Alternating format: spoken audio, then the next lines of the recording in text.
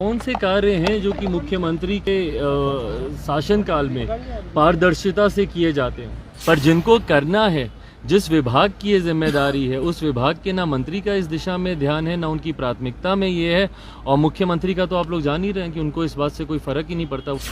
हर जगह से एक बैकडोर खुला रहता है, हर विभाग में एक बैक चैनल ऑपरेट कर रहा होता है कि भाई किस तरीके से भ्रष्टाचार के माध्यम से अपने लोगों की नियुक्ति उसमें कराई जा सके। नमस्कार, मेरा नाम प्रेम है और आप लाइव स्ट्रीट देख रहे हैं। बिहार में बड़े लेवल पे शिक्षकों के लिए वैकेंसी निकाले गए थे, एग्जाम भी हो गया और रिजल्ट भी आ गया। पर देखिए, कुछ छात्र हैं जो बीपीएससी है उस पर आरोप लगा रहे हैं, पर चिराग पासवान देखिए किस तरीके से अभ्यर्थियों के साथ खड़े हैं और कह रहे हैं कि जो भी गड़बड़ी होगा, अगर बिहारी फर्स्ट रहता तो ये सब जो मुश्किलें हैं वो क्षण मिनटों में दूर हो जाता। देखिए, चिराग पासवान अभ्यर्थियों के साथ खड़े हैं, सरकार को खूब सुना रहे। क्या कुछ कर रहे हैं, पहले आप वो सुने। बिहार में नियुक्ति बिहार में हो रही है, ऐसे में जिस तरीके से रिजल्ट दिया गया है, अभ्यर्थियों में आक्रोश है। अभ्यर्थी सवाल उठा रहे हैं, जिस तरीके से रिजल्ट आया, अभ्यर्थी कह रहे हैं कि काफी गड़बड़ियां है इस रिजल्ट में। भाई बिल्कुल गड़बड़ियां हैं ही। कौन से कार्य हैं जो कि मुख्यमंत्री के शासनकाल में पारदर्शिता से किए जाते हैं।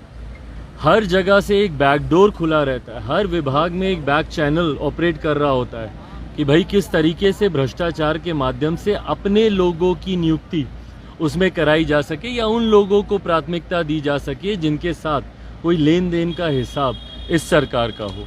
यही कारण है कि इतने सालों से ये नियुक्तियां लंबित होने के बावजूद जब ये करने का मौका आता है तो उस वक्त इस तरीके का आक्रोश देखने को मिलता है। बहरहाल, ये तमाम बातें एक झुनझुने की तरह, एक लॉलीपॉप की तरह है। जब जब चुनाव सामने आते हैं तो इस तरीके का एक शगुफा छोड़ा जाता है और उसके बाद अब पूरी तरीके से ये प्रक्रिया पूरी होगी नहीं होगी या फिर ये विवादों में उलझ के रह जाएगी, ये तो आने वाला समय ही बताएगा। बट जब तक प्रक्रिया में पारदर्शिता नहीं होगी, इस तरीके के का आक्रोश देखने को मिलता रहेगा। सीरियल वाइज अभ्यर्थियों को पास कर दिया गया है, सीरियल वाइज लगातार रोल नंबर जो है वो देखने को मिल रहा है। ऐसे में 1,70,000 पर बहाली निकाली गई थी, लेकिन 1,22,000 जारी चयनित। अब उसमें भी एक बच्चे का 2 जगह रिजल्ट आ रहा है। तो ये अपने में दर्शाता है ना भैया कि किस तरीके से भ्रष्टाचार की जड़ें पूरी तरीके से सरकार के हर विभाग में जम चुकी हैं। और ये उसी का उदाहरण है। एक एक बच्चे का अगर 2-2 बार रिजल्ट आ रहा है तो ये अपने में दर्शाता है कि कहीं ना कहीं कुछ ना कुछ तो गड़बड़ है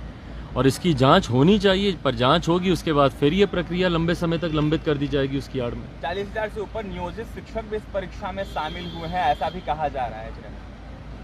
भाई, अब कितने शिक्षक शामिल हुए हैं, नहीं शामिल हुए हैं, पर अंतोगत्वा जब तक इसमें पारदर्शिता नहीं बरती जाएगी, इसी तरीके से भ्रष्टाचार की देन ये तमाम नियुक्तियां चढ़ती रहेंगी। आरोप लगा रहे हैं कि सीट भैकम रखने जाने के लिए सब किए जा रहे हैं। बिल्कुल सही बात है, रखी जाएंगी और बाद में उसको बैकडोर से उसको भरा जाएगा। अभ्यर्थियों को लेकर चिराग पासवान आवाज उठाएंगे। भाई, हम तो शुरू से डे 1 से उठा रहे हैं, पर जिन लोगों को करना है उन लोगों के कान तक वो आवाज जाए तब तो।